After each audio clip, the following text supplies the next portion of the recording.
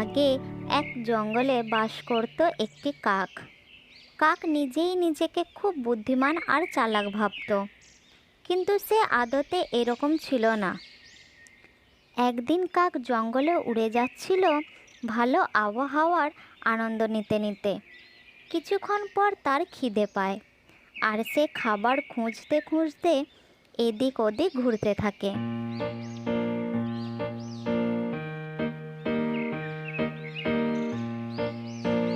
ঘুরতে ঘুরতে কাক এক জায়গায় একটি রুটির টুকরো দেখতে পায়।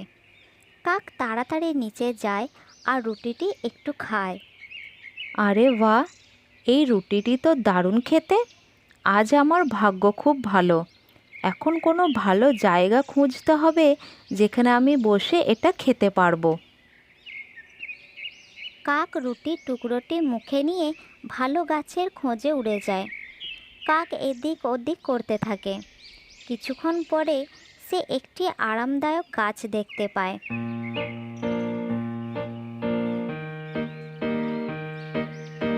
সে রুটির টুকরোটি মুখে চেপে ধরে গাছের ডালে গিয়ে বসে। সেই সময় ওই রাস্তা দিয়ে একটি শিয়াল যাচ্ছিল। সেই শিয়াল ছিল খুবই চালাক। সে জঙ্গলের সমস্ত পশুদের বিভিন্নভাবে ঠকাতো। কিন্তু আজ শিয়ালের খুব খিদে পেয়েছে। সে খাবারের খোঁজে বাইরে বেরিয়েছিল। সেই সময় শিয়াল রুটি মুখে নিয়ে ওই কাকটিকে বসে থাকতে দেখে। রুটির টুকরোটি দেখেই শিয়ালের পেট খিদে চোঁ চোঁ করতে থাকে। আরে বাহ বাহ, এই রুটির টুকরোটি দারুণ সুস্বাদু হবে মনে হচ্ছে। যদি আমি এটা খেতে পারি তাহলে আমার খিদে মিটে যাবে। চালাক শিয়াল গাছের আরও কাছে যায় আর রুটির সুগন্ধ নিতে থাকে। এখন যেভাবেই হোক এই রুটির টুকরো আমাকে পেতেই হবে। আমি আর খিদে থাকতে পারছি না। কাক রুটির টুকরোটি খেতেই যাবে, তখন শিয়াল বলে, শুভ দিন বোন, কেমন আছো তুমি? কাকের মুখে রুটি ছিল, তাই সে কোনো উত্তর দেয় না। আজ তো তোমাকে খুব সুন্দর দেখাচ্ছে। কাক শিয়ালের কথায় কোনো গুরুত্ব দেয় না। সে মুখ ফিরিয়ে নেয় যাতে শিয়াল তাকে আর বিরক্ত না করে। আমি কখনো কোনো পাখির এত চকচকে আর রেশমের মতো পালক দেখিনি। আর কি সুন্দর তোমার পালকের রং, কালো আর নরম।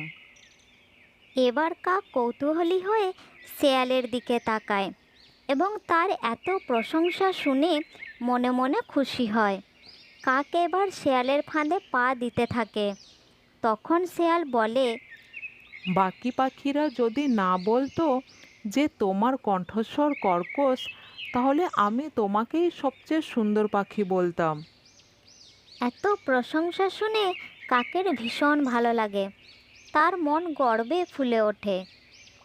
কিন্তু তুমি কি একটা কথা জানো? আমি এইসব ধান্দাবাজ পাখিদের কথা বিশ্বাস করি না।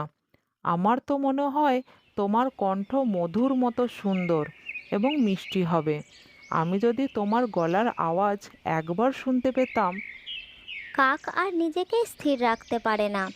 এখন সে নিজের এত প্রশংসা শুনে শিয়ালকে তার গলার আওয়াজ শোনাতেই হবে ঠিক করে নেয়।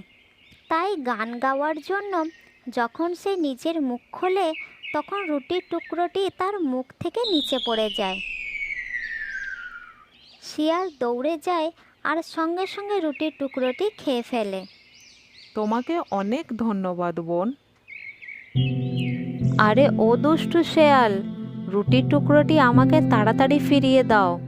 আমি তো মনে করেছিলাম তুমি আমার গান শুনতে চাইছো, তাই আমি আমার মুখ খুলেছিলাম। আমার ওইটাই দরকার ছিল। কখনো যদি কেউ তোমার প্রয়োজনের বেশি প্রশংসা করে, তখন তার কথায় ভরসা করার আগে 10 বার ভেবে নিও। তোমার গলার স্বর যথেষ্ট কর্কশ, এটা তুমি ভালো করে জানতে। তবে এবার জানতে পারলে তোমার মাথাটা কতটা মোটা। এই বলে শিয়াল সেখান থেকে চলে যায়।